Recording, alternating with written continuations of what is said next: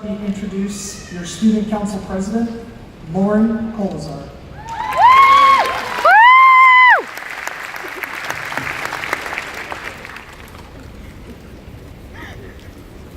Excuse me.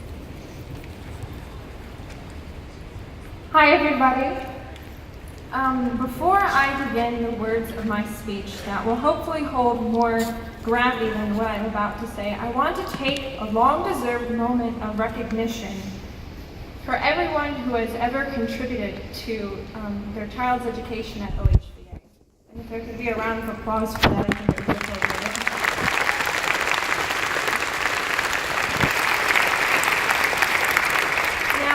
Of course, every parent, sibling, family member, peer, and teacher who contributes to a child's education is deserving of innumerable amounts of praise. However, right now, I would like to take a brief moment to say thank you to homeschool moms.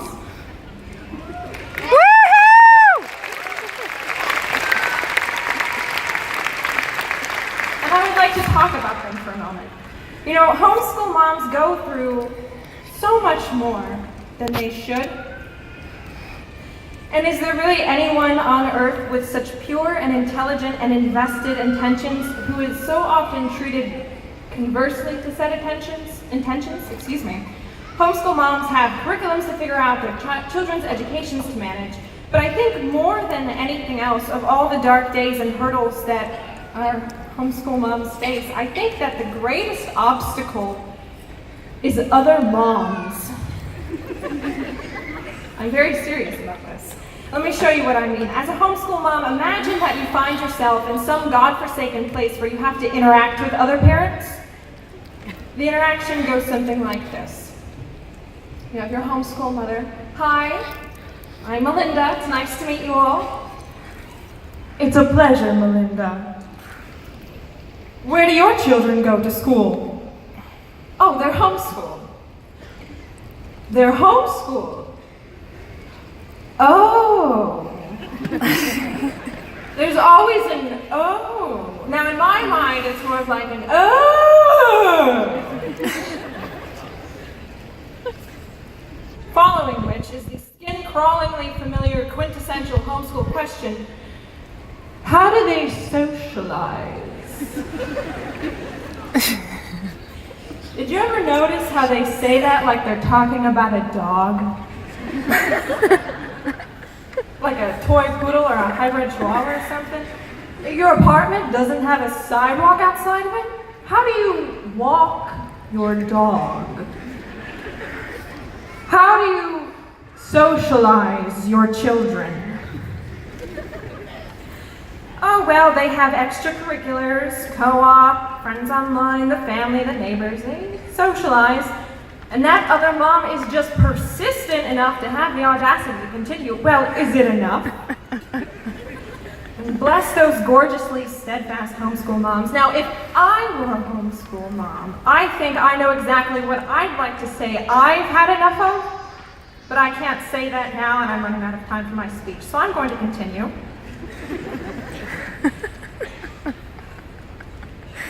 Dear class of 2018, it is my honor to address you this morning.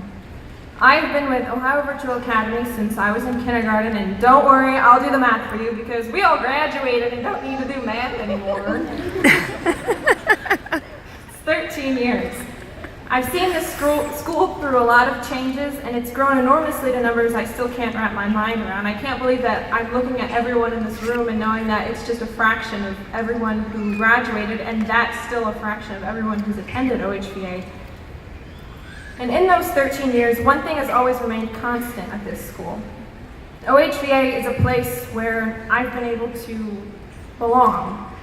I think one of the things that makes Ohio Virtual Academy so extraordinary is that every student at this school is here for a very specific reason. And I don't just mean that the way that people say that things happen for a reason. What I mean is that everyone attending Ohio Virtual Academy is doing so because they sought out this school. And whatever it is that brought you here gives you something so very unique from everyone else who is here. Yet we're all similar in having a unique reason for being here. It's a funny contrast, isn't it?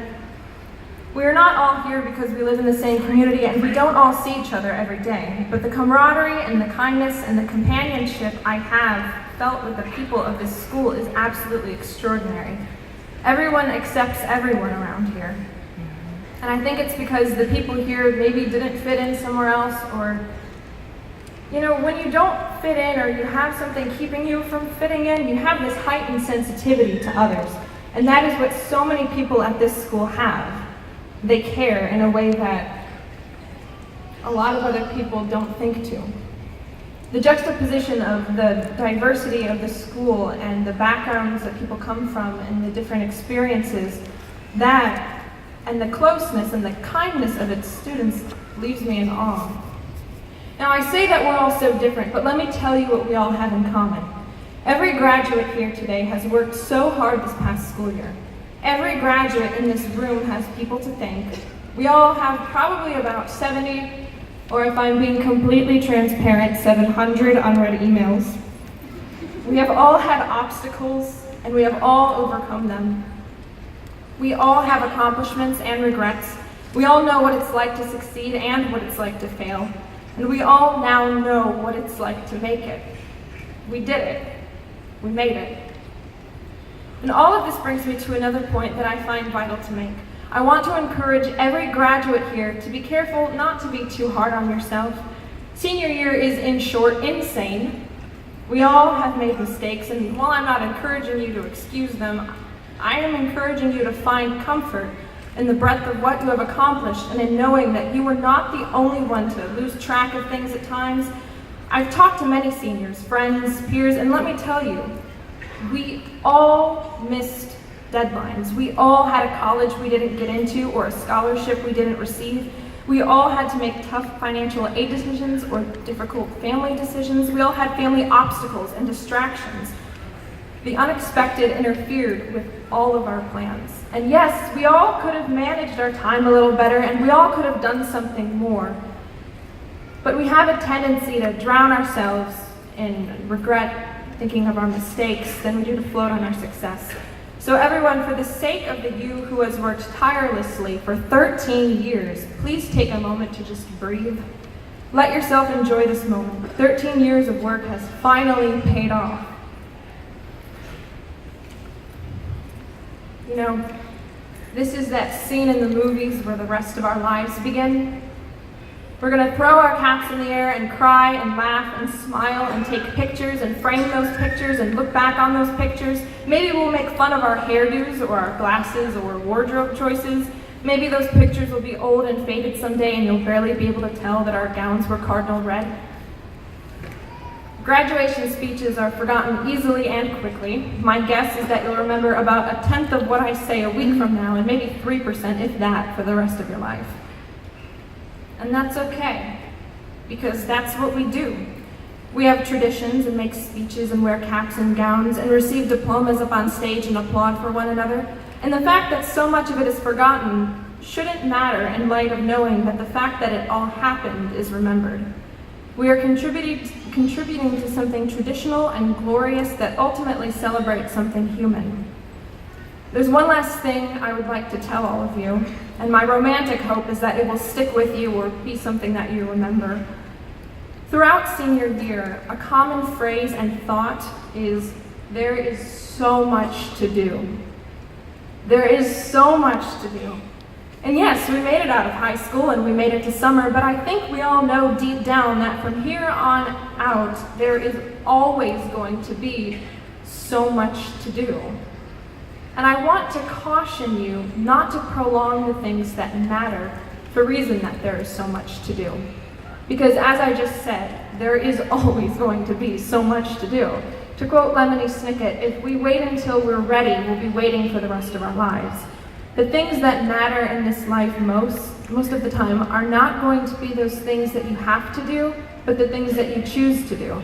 And some of those things may be things that you have to do because you chose to do them, but the things that matter, whether it's a person, a people, a passion, an interest, a desire, a career, a family, or a value, whatever it is that you want to be known as valuing, if you don't learn how to make time for those things now, while there is so much to do, you'll never make time for those things.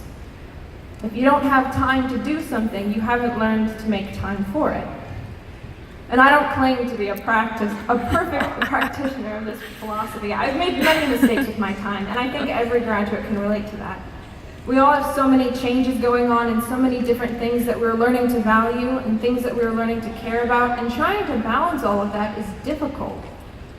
So I guess what I'm trying to say is stop to do more than just smell the roses. While you're at it, notice the sky too. The sun sets differently every night. Notice the colors of people's eyes. Find out what people's favorite books are. Find a way to express your values and search for others who share them. Treasure those who invest their time and their love in you. Above all, don't let there being so much to do ever keep you from the things and the people that you love. Now, I'm not saying throw caution to the wind and disregard all responsibilities, but I am saying learn how to manage your time now and practice values now that will allow you the freedom to live a life that you can be proud of. Class of 2018, you are bursting at the seams with potential and the capability to do remarkable things. I would like to give one last thank you to everyone who has supported us throughout our lives and our educations. Homeschool moms, mine in particular. Graduates, live bravely, with zeal, devotion, and confidence. Thank you, and I wish you all the best.